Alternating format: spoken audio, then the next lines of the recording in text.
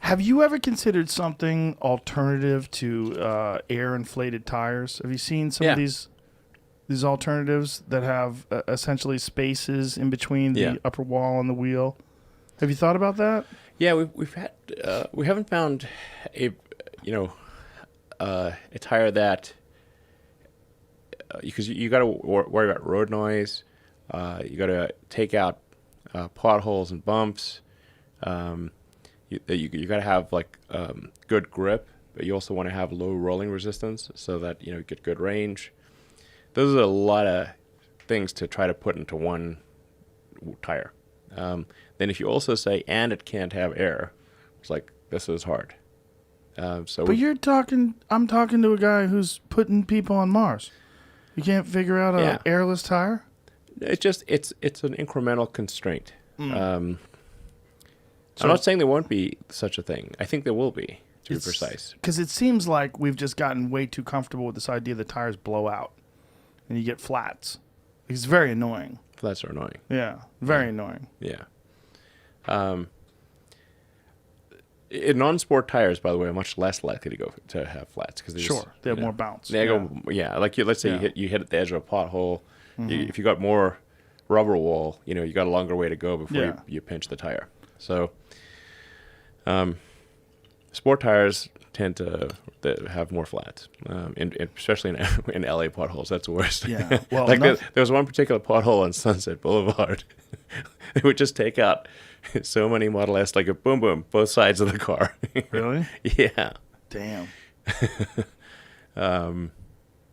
Yeah, Steven Spielberg was actually once. It's like, hey, Steven Spielberg is like, two tires went. I was like, God damn it, I know that pothole. I feel like you could pay to fix that. I mean, fix that pothole. It seems like that's actually, it would be like, man, there sure are a lot of taxes in California for roads this bad. Yeah. The place is a mess. Yeah. So ultimately, one day that's a possibility of having some sort of an airless tire. Because I've seen prototypes. I've never seen one on an actual car in physical, in real life. Yeah, I think the technology's gradually getting there. And I think for something like a robo-taxi where you want to have the tires last for a long time and not go flat, it's going to make a lot of sense.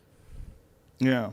But other than that, essentially most of what we saw in the demo is the same. It's still going to have... Now, there was the issue with the glass when it accidentally shattered. How annoying was that? That was shocking. I mean, we literally spent hours beforehand with like lots of people throwing steel balls at the window. Right. I mean, we must have thrown at least a dozen people must have thrown steel balls at the same window, though. Yeah, same damn window. Isn't that the problem? Yeah, it turns out that might be the problem. If you keep throwing steel balls, eventually it's going to break. and I did ask Franz to really wind up and give it all, and I should have like, oh, take it easy, Give me a you don't fake need to wind up. Yeah, we don't need the fastball. But I did ask for the fastball, and we're like, okay, let's go for the slightly slower ball. Do you think it was because you guys were hitting the sidewall with a sledgehammer? Yeah, first? that could be. Like, we're trying to figure out how the hell this thing break because, I mean, we were just bouncing steel balls off it all day. Right. And we think possibly what might have happened there was that hitting it with a sledgehammer might have cracked the base of it. And once you crack the base of it, it loses all its strength. Right. And then it was just have a hairline fracture, and then you hit it anywhere, it's going to shatter. Did you recreate that? We didn't.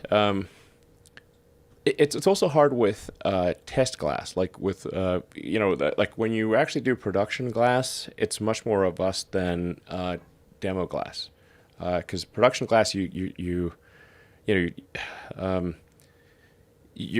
like demo glass you just can't make. You have to have like massive tools and ovens and everything to make the production glass. It's like, and if you don't, that takes a while to do. So the production glass is always better than demo glass. Nonetheless, it should have worked. And it was probably because we whacked it with a sledgehammer and then threw the steel ball at it. but it will be bulletproof to a handgun. Now, why did you decide to do all that? Make it bulletproof and make it like you could hit it with a sledgehammer. Like, what was the motivation to make it different than just like a Model S? I mean, I think it's like what's cool about a truck? Trucks are tough, and like, okay, what's tougher than a truck? A tank. What about a tank from the future? Okay, now you have a tank from the future. Okay. Yeah, that's bulletproof. Yeah. And how's that compared to it's way tougher than a regular truck. Look, it's fucking cool. Yeah. There's no doubt. That's an armored personnel character from the bulletproof. future. That shit's being like a Halo with a rocket launcher in the back. Have you thought about doing something like that? Somebody's going to do it for sure. For military use? Yeah. Seems like it. I mean, I don't know. That sounds like it'd be fun. I mean, you should, like, cruising around the field and, like, lobbing, shooting rockets. Now, is there ever a possibility that these things are going to be solar powered? Is that someday? Is the solar technology going to get to a point where it's kind of a surface area issue? So, I mean, I think we could possibly put the cover of the truck bed, put some solar cells in that. So if you just leave it out in the sun, probably bring, recharges a few miles a day type of thing. Oh, it would only be a few miles. Yeah. But what about one day? Is it possible that technology could evolve to the point where they could extract more? No, really?